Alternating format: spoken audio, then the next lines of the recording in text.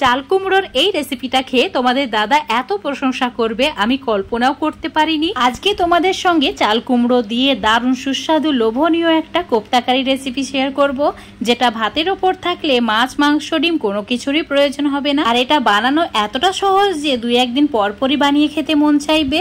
তো আজকের রেসিপিটা বানানোর জন্য একদম কচি আর ছোট দেখে একটা চাল কুমড়ো নিতে হবে। এখন এই চাল কুমড়োর খোসা ছাড়িয়ে নিয়ে ভালো করে ধুয়ে নিতে হবে। তারপর একটা গ্রেটার দিয়ে এইভাবে গ্রেট করে নিতে হবে, আর একটু বড় বড় টুকরো করেই গ্রেট করবে, তাহলে রেসিপিটা একদমই পারফেক্ট হবে। এখন আমার গ্রেট করা হয়ে গেছে, তো এর মধ্যে অল্প একটু নুন মিশিয়ে ভালো করে মেখে নিয়ে রেখে দিতে হবে, যাতে চাল কুমড়োর যে জলটা সেটা সম্পূর্ণ বেরিয়ে যায়। তো এইভাবেই রেখে দিচ্ছি কিছু সময়ের জন্য।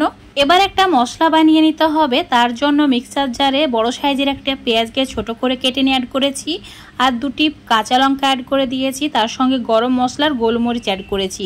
সামান্য পরিমাণে জল দিয়ে একটা পেস্ট করে রেখে দিতে হবে। এখন তোমাদের 5 মিনিট পর দেখাচ্ছি। দেখতেই পাচ্ছ গ্রেট করা চাল কুমড়ো থেকে অনেকটাই জল বেরিয়ে গেছে।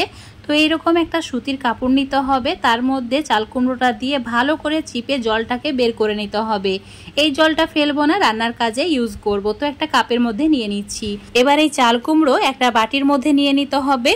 তারপর এর মধ্যে কিছু মশলা অ্যাড করে দিতে হবে। যেমন দিতে হবে অল্প একটু পেঁয়াজ কুচি, তার সঙ্গে অ্যাড করতে হবে বেশ কিছু পরিমাণে কাঁচা লঙ্কা কুচি। লঙ্কা কুচিটা নিজেরা যেমন ঝাল খাও সেই হিসাবে অ্যাড করবে। দিয়েছি সামান্য পরিমাণে হলুদ গুঁড়ো, জিরে গুঁড়ো, ধনে গুঁড়ো, আর দিয়ে দিতে হবে সামান্য পরিমাণে গরম মশলার গুঁড়ো। আদা রসুন বাটাও অ্যাড করে দেবে। তারপর দুটি সেদ্ধ আলু অ্যাড করে দিতে হবে। সেদ্ধ আলু দেওয়ার কারণে এটা খেতে অনেক বেশি ভালো লাগবে। হাত দিয়ে এইভাবে ভালো করে মেখে নিতে হবে। মেখে নেওয়া হয়ে গেলে অল্প পরিমাণে বেসন অ্যাড করে দিতে হবে। 2 থেকে 3 চামচ মতো বেসন অ্যাড করবে। তারপর দিতে হবে সামান্য পরিমাণে নুন। নুনের পরিমাণটা একটু কমই রাখতে হবে। ভালো করে মিশিয়ে নিয়ে একই সাইজের কোফতাগুলোকে বানিয়ে নিতে হবে। তো চাল কুমড়োর সব কোফতাগুলো রেডি করা হয়ে গেছে। এখন গরম তেলের মধ্যে দিয়ে লালচে করে ভেজে নিচ্ছি। তো অবশ্যই একটু বেশি পরিমাণে তেল দিয়ে লালচে করে ভেজে নেবে, তাহলে এই কোফতাগুলোর মধ্যে তেলটা কম টানবে। আর অবশ্যই চুলোর ফ্লেমটা মিডিয়াম টু হাই করে রাখতে হবে।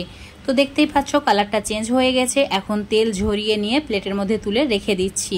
এবার ওই কড়াইয়ে 2 থেকে 3 চামচ মতো, মানে রান্না করতে যতটুকু তেল প্রয়োজন ততটুকু রেখে দিয়ে অ্যাড করে দিয়েছি অল্প পরিমাণে গোটা জিরে আর একটি তেজপাতা 2 টুকরো করে নিয়ে হালকা করে একটু ভেজে নিয়েছি। এবার যে মশলাটা করে রেখেছিলাম সেটা অ্যাড করে দিতে হবে। তারপর ভালো করে মশলাটাকে কষিয়ে নিতে হবে। একটু সময় নিয়ে কষিয়ে নেবে। তেল ছাড়তে যখন শুরু করবে এর মধ্যে অ্যাড করে দিতে হবে আদা রসুন বাটা 1 চামচ। এবার চুলোর ফ্লেমটা মিডিয়াম টু লো রেখে একটু সময় নিয়ে কষিয়ে নিতে হবে। দেখতে পাচ্ছ একদম তেল ছেড়ে দিয়েছে। এবার চুলোর ফ্লেমটা একদম কমিয়ে দিয়ে একটা মিক্সচার জারে 3 থেকে 4টি ছোট সাইজের টমেটো অল্প একটু জল দিয়ে পেস্ট বানিয়ে নিতে হবে। আর এই পেস্টটা এখন ওই কড়াইয়ের মধ্যে ঢেলে দিতে হবে।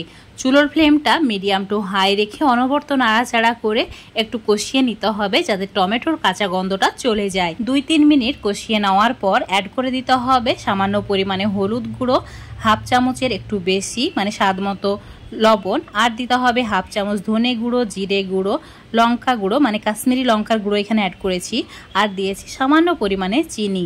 যেহেতু এটা চাল কুমড়োর রেসিপি তাই অবশ্যই একটু চিনি অ্যাড করবে। 2-3 মিনিট এইভাবে কষিয়ে নিয়েছি, আর ঠিক এইরকমভাবে কষাতে হবে যাতে তেলটা ছেড়ে দেয়। এখন যে জলটা রেখে দিয়েছিলাম চাল কুমড়োটাকে চিপে নিয়ে সেটা অ্যাড করেছি, আর 1 কাপ মতো নর্মাল জল অ্যাড করেছি। ভালো করে মিশিয়ে নেওয়ার পর ওয়েট করতে হবে জলটা যাতে ফুটে ওঠে। তো দেখতেই পাচ্ছ জলটা খুব ভালোভাবে ফুটে গেছে, মানে গ্রেভিটা একদম পারফেক্টভাবে রেডি হয়ে গেছে। এখন কোফতাগুলো অ্যাড করে দিতে হবে। তো এই সময় চুলোর ফ্লেমটা মিডিয়াম টু লো রাখতে হবে। হালকা করে একটু মিশিয়ে নেওয়ার পর অল্প পরিমাণে উপর থেকে ধনেপাতা ছড়িয়ে দিতে হবে।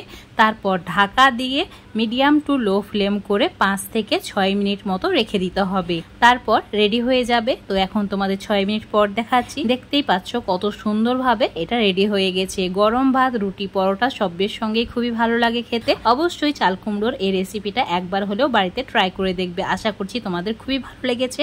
ভালো লাগলে লাইক, শেয়ার, কমেন্ট করে দেবে।